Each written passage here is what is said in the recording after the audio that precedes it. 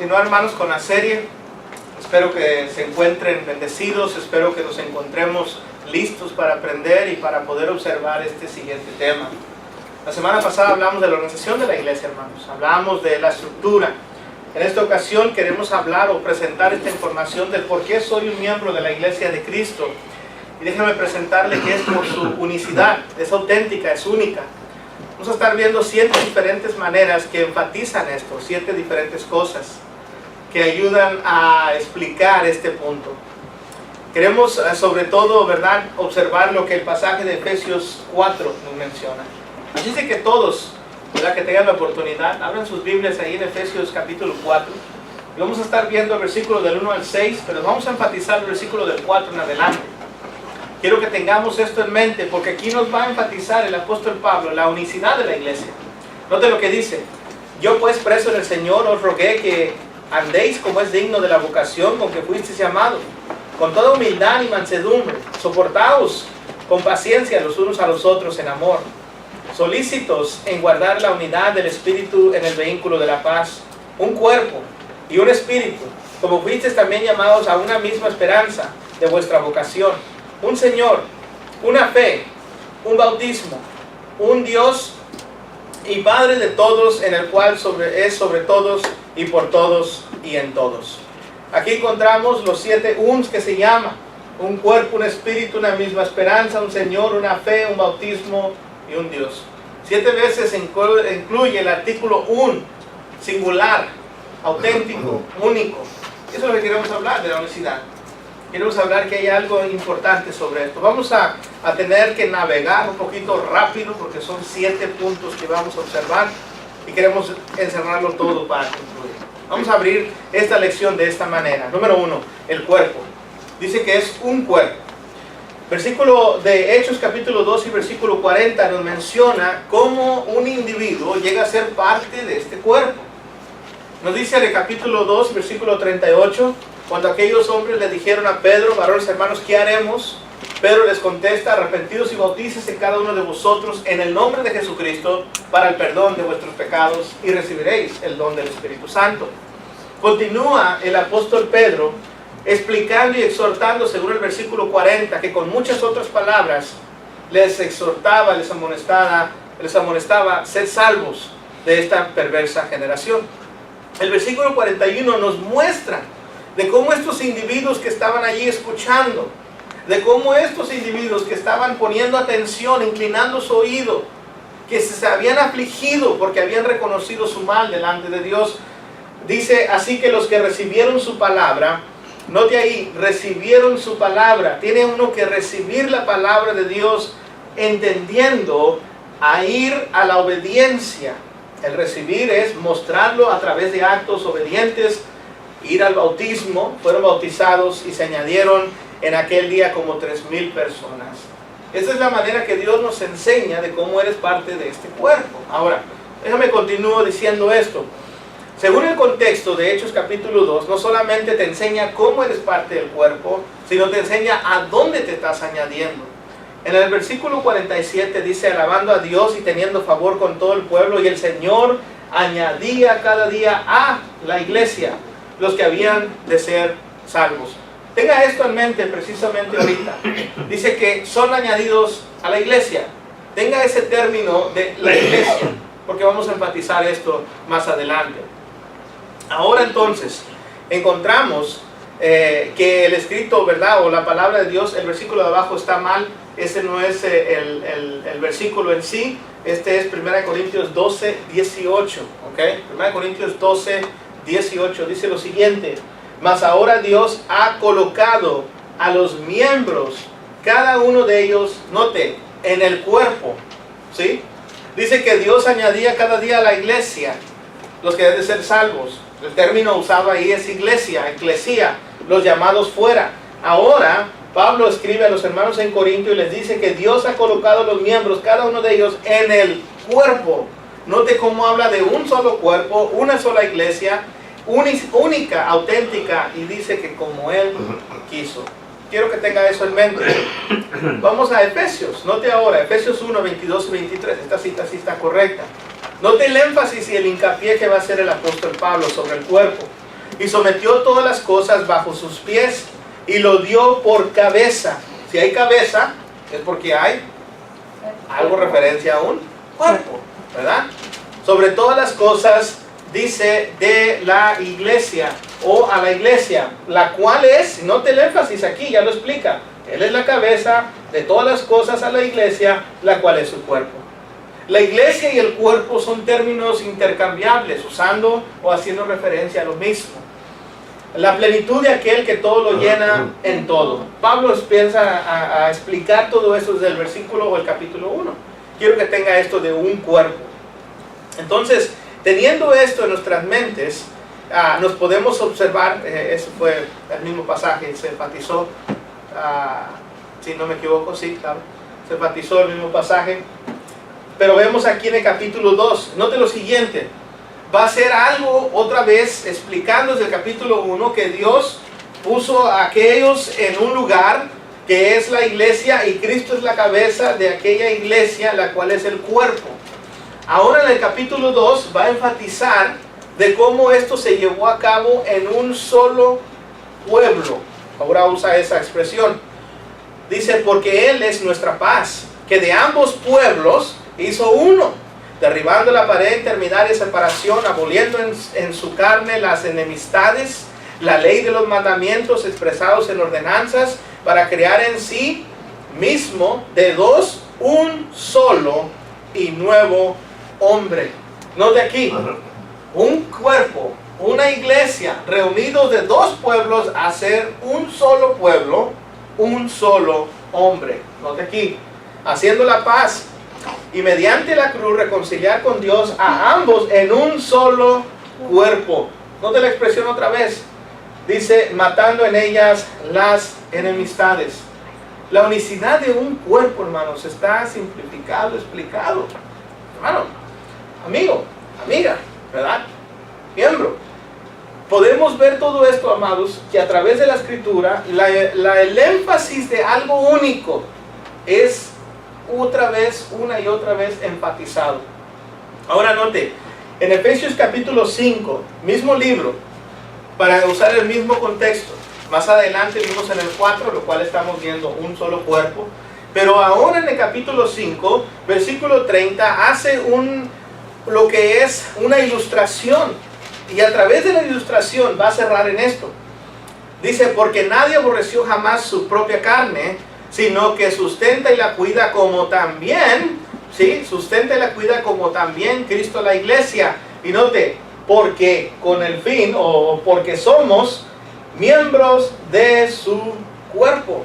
Por eso es que Cristo sustenta y cuida la iglesia, porque somos miembros de su cuerpo. Entonces es muy importante tener esto de su carne y de sus huesos. Los miembros constituyen o producen el cuerpo de Cristo. Por eso es un solo cuerpo. Ahora note esto, porque vamos a enfatizarlo aún más. Tenemos que continuar. Número 2, un espíritu. Note que ahora va a enfatizar que hay algo que no solamente es a donde se añade uno, sino que también lleva un espíritu que Dios brinda a este grupo de individuos, ¿verdad? Y los identifica. Mismo Efesios capítulo 2, versículo 18 al 20. Mismo Efesios nos menciona esto, porque por medio de Él, los unos y los otros, note aquí, tenemos entrada. Esto es, tenemos acceso. Y le dice, ¿a dónde? Por un mismo espíritu. Tenemos acceso al Padre. Note que si la persona o grupo de personas que no tienen el Espíritu de Dios, no tienen acceso al Padre. Es muy importante entender que cuando uno hace lo que la Biblia enseña, usted va a ser parte de un solo cuerpo, no de varios, no de muchos y no de grupos religiosos. Eso tampoco, eso no es bíblico, hermanos. Nunca va a encontrar grupos religiosos dentro de la palabra de Dios. Usted va a encontrar un cuerpo, y si ese grupo no tiene el Espíritu de Dios, no tiene entrada al Padre. Simple y sencillamente la Escritura nos lo enfatiza. Ahora, así que ya no sois extranjeros ni venedizos, sino conciudadanos de los santos y miembros. Note ahora, no solamente tienes entrada por el Espíritu Santo al Padre, sino que tienes entrada a la familia de Dios. Versículo 19, te da acceso a, ahora eres parte de. Según de Corintios 5, 18, que no tuve el tiempo de poner todos los pasajes aquí, nos menciona que estamos en el ministerio de la reconciliación. Y la reconciliación, hermanos, conlleva todo lo de la adopción. Hemos sido adoptados para ser hijos de Dios. Aquí viene el término, por el Espíritu hay entrada al Padre y acceso al Padre, a la familia de Dios. ¿Por qué? ¿Por qué, hermanos? ¿Por qué por el Espíritu hay entrada? Bueno, porque el Espíritu, Efesios 1, versículo 13, dice que es el sello de Dios. ¿Sí? Y cuando el sello de Dios está en la persona, en el individuo, eso identifica al Padre. Ese es mi hijo, esa es mi hija. No está el sello, no está el Espíritu Santo, no lo identifica, no lo reconoce. Es muy importante saber la unicidad de la iglesia. Así como toda marca de carro, toda marca de cosméticos, lo que usted quiera, de ropa, todo diseñador va a tomar crédito de lo que él ha sellado. Pero lo que él no ha sellado, él va a decir, yo no garantizo eso, eso no es mío. Para mí eso es extraño, yo no sé nada de eso. Y lo entendemos en el mundo actual. En las cosas de Dios, hermanos, es de la manera que Dios nos enseña. Si mi espíritu está allí y mi espíritu es el que lo ha sellado y a través de mi espíritu yo le he dado acceso a mí, ¿sí? ¿Por qué? Porque ahora yo lo reconozco. Entonces, Dios siempre va a reclamar quién es su pueblo. Por eso es importante entender la unicidad de la iglesia. 1 Timoteo 3 y versículo 15 nos menciona, aún a partir del Espíritu, dice, para que si tardo sepas cómo debes conducirte en la casa de Dios, que es la iglesia del Dios viviente, columna y baluarte de la verdad. 1 Corintios también, 1 Timoteo también nos enfatiza que la casa de Dios es a la misma, note que no dice casas, ni dice espíritus, ni dice cuerpos, ni dice iglesias, al menos que está hablando de la iglesia pluralmente, y no de grupos sectarios o grupos que se han reunido en diferentes o añadido a través del tiempo. De eso no está hablando, hermanos. Eso no se conocía en el primer siglo, pero queremos enfatizar esto. 1 Corintios 3, versículos 16 y 17, aquí lo va a hacer colectivamente. Va a hablar de la iglesia en un solo hombre, como una congregación. Quiero que mire esto. Esto es colectivamente. ¿No sabéis que sois el templo de Dios y el Espíritu de Dios mora en vosotros? Está hablándole a todos los cristianos en Corintio, en este caso generalizando. Si alguno destruye el templo de Dios, Dios destruye a él, porque el templo de Dios, el cual sois, santo es. Dice, ustedes componen el cuerpo, ustedes son santos, y si ustedes destruyen, entonces Dios va a destruir, porque ese es el templo de Dios. Ahora, Pablo va y toma en esta misma carta, va y lo toma no solamente generalizado, ahora lo va a hacer personal. Ahora se va a ir directo a un cristiano, a una cristiana, se va a ir directo a un individuo. Y lo menciona de esta manera, en 1 Corintios 6, versículos 19 al 20. ¿O ignoráis que vuestro cuerpo es templo del Espíritu Santo? Note, ahora ya está hablando individualmente. No solamente tú eres el cuerpo de Cristo, dice como hermanos en la fe, pero tu cuerpo es el cuerpo del templo del Espíritu Santo, el cual está en vosotros, el cual tenéis de Dios y que no sois vuestros. Note, esa es la manera que tenemos acceso al Padre, porque el Espíritu que Dios derrama y nos da, el don del Espíritu Santo, Hechos 2:38, es el mismo Espíritu que nos sella, es el mismo Espíritu que nos da acceso al Padre, porque es de Dios. Dios ha sellado su gente, la reconoce y la enfatiza. Y dice, porque habéis sido comprados por precio, glorificad pues a Dios en vuestro cuerpo y vuestro espíritu, los cuales son de Dios. Nuestro espíritu aquí, en la alusión, en la parte final, no está hablando del Espíritu Santo, está hablando de nuestro espíritu, su carácter, su mentalidad, su modo de pensar.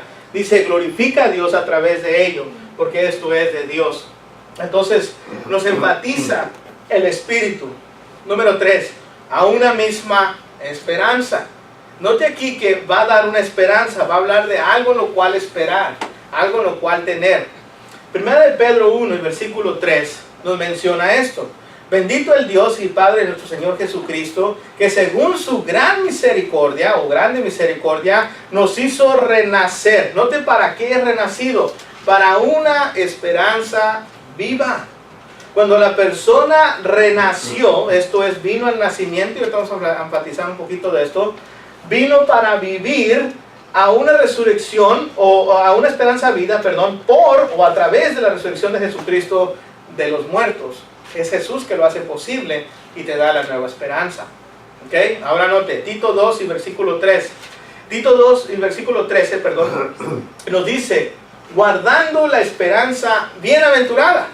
Tienes que guardar la esperanza doblemente bendecida. ¿Ok? Eso es lo que está diciendo, bienaventurada es doblemente bendecida. Y la manifestación gloriosa de nuestro gran Dios y Salvador Jesucristo. Por eso tenemos que, porque tenemos una gran esperanza, la cual Dios nos ha dado, tenemos que guardarla, tenemos que cuidarla, protegerla. Ahora note esto, Hebreos 10 y versículo 23. El versículo 23 dice, mantengamos firmes sin fluctuar. ¿Qué vamos a mantener firmes sin fluctuar? Hay que guardarla, ¿se acuerdan? La profesión de vuestra esperanza. Note aquí, la misma Biblia nos está enfatizando de la esperanza, no esperanzas, la esperanza que tenemos. Porque fiel es el que prometió, y si lo promete es porque lo va a cumplir. Mismo libro de Hebreos, capítulo 3 y versículo 6, nos dice esto, pero Cristo como hijo sobre su casa, la cual dice somos nosotros. Note que dice casa, no casas. Muy interesante ahí. La casa somos nosotros si retenemos firme. Note, sí, ahí está condición. Si no retenemos firme, no eres casa.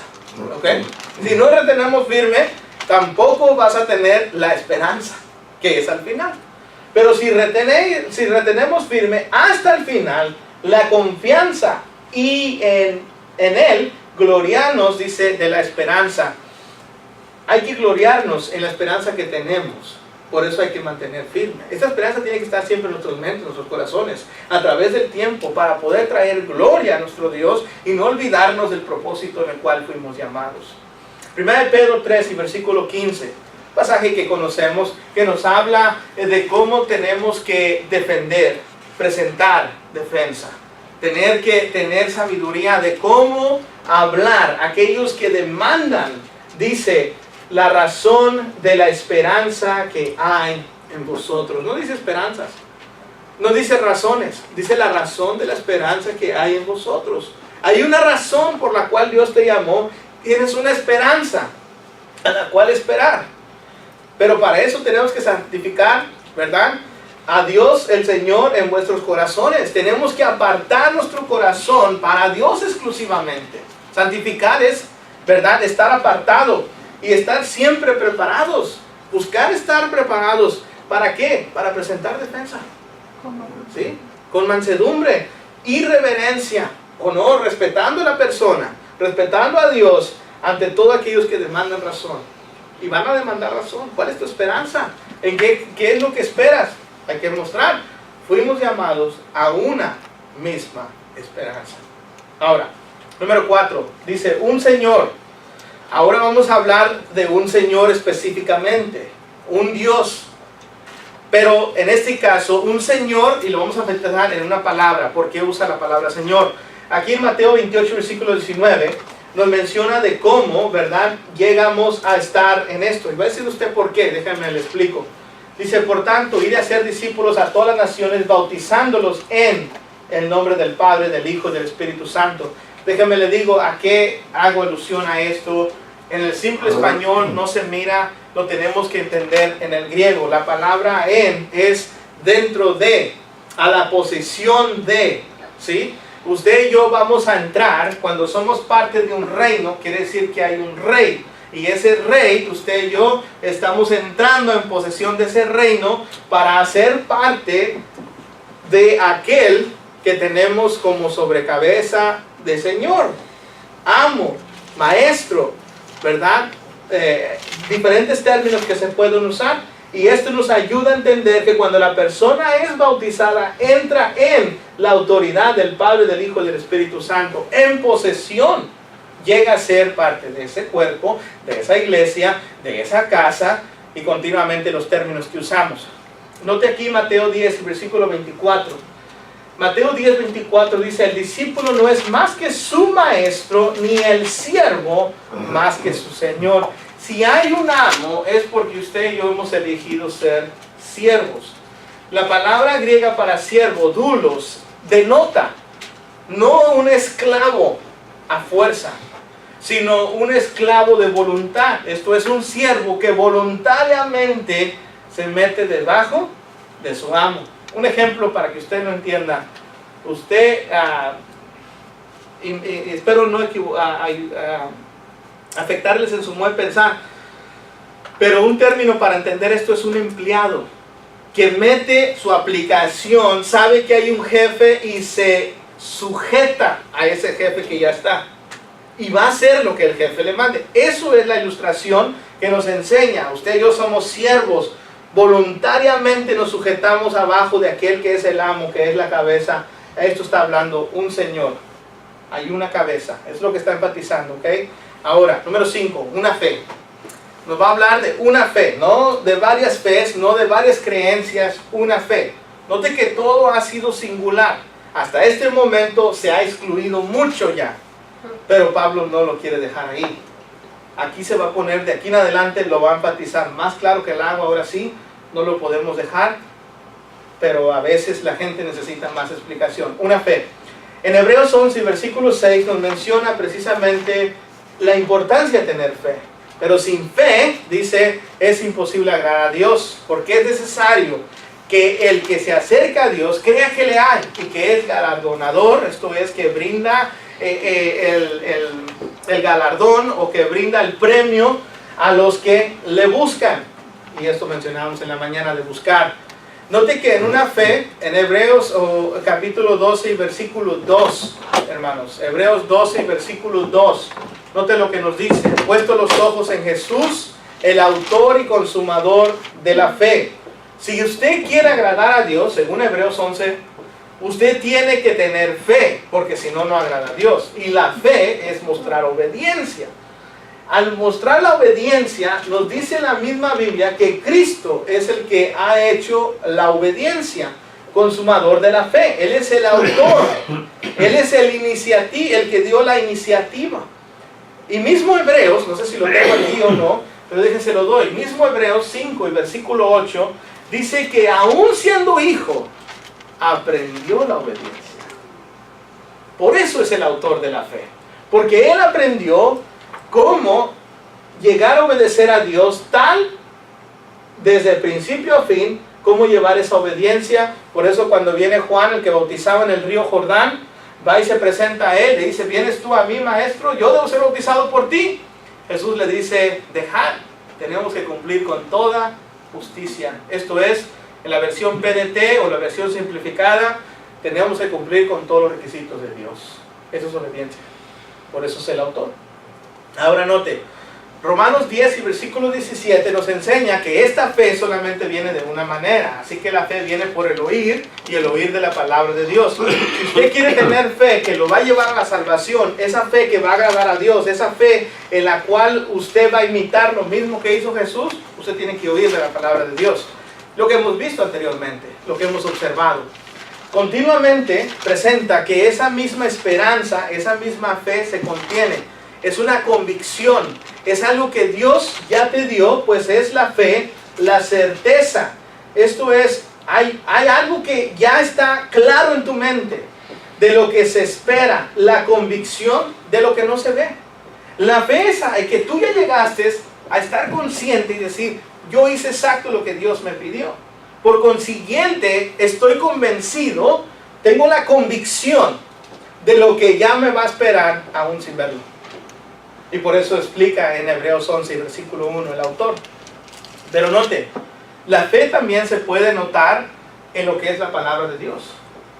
La fe denota no solamente fe en tener convicción, sino también en doctrina, esto es enseñanza. En 2 Timoteo, Segunda de Timoteo, sí, si no me equivoco, más que le puse primero, capítulo 1, versículo 13, dice: retén la forma de las sanas palabras que de mí oíste.